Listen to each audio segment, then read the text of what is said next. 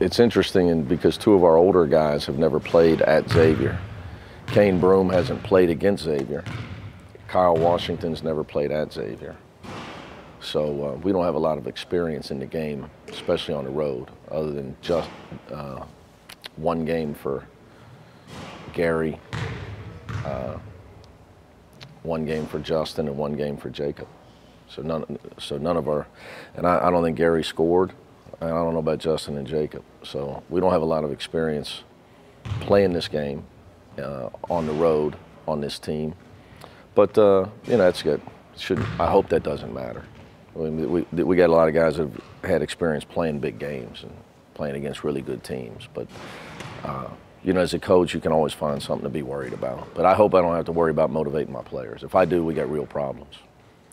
What is your opinion on a battle-tested type thing? Do you think there's an advantage or not advantage to having played, teams that maybe they were a little bit closer in higher talent level maybe than? Yeah, I don't know.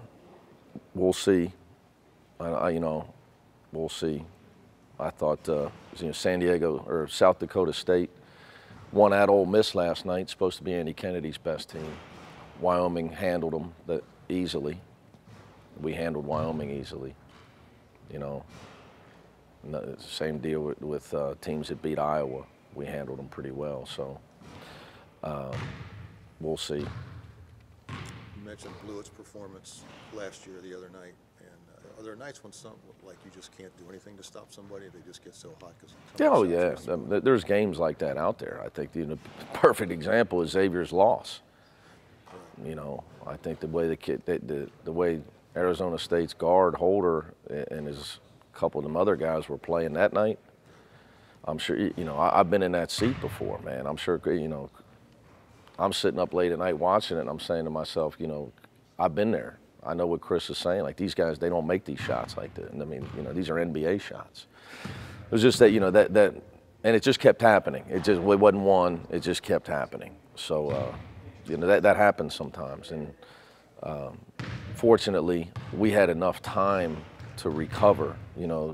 Last year, it was most of Blewett's onslaught. I don't have the numbers, but it was mostly first half. 26 in the first. Yeah. If that happens in the second half, you lose.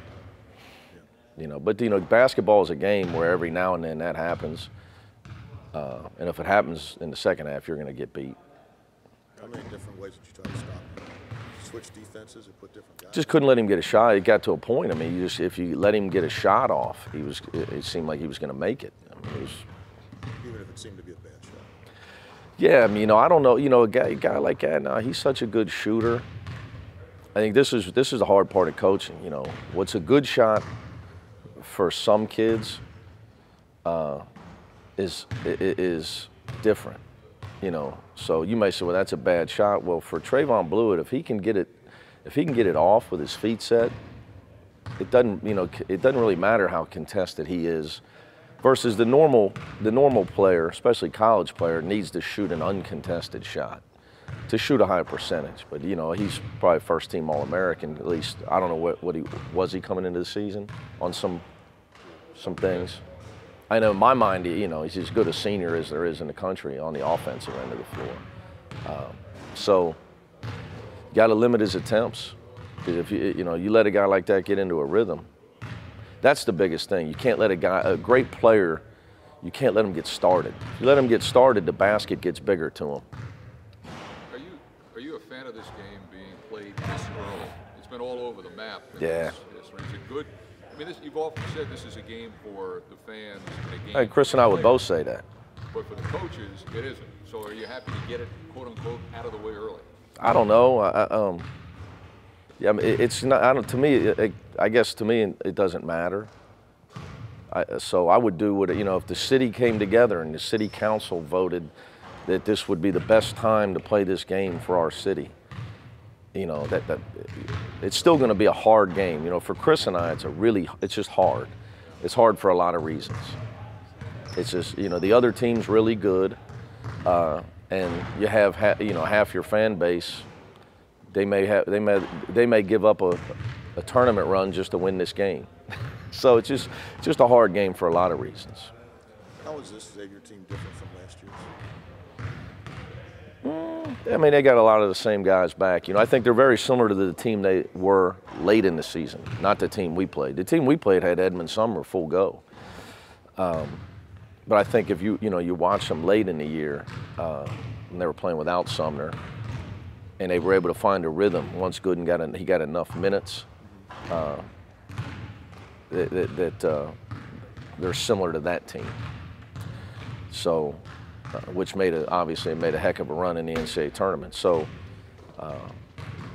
but that being said, you know, I look at these games a little bit different. Like, you know, they're at home, and when you play a team that's a great home team, they're a great program, they're a great home team, you have to analyze, like, what's reality? Well, reality is they win 90-something% of their home games. They shoot a higher percentage at home. Their opponents shoot a lower percentage. Their opponents turn it over more. You know, so that's who you're playing. So you have to base it off of that.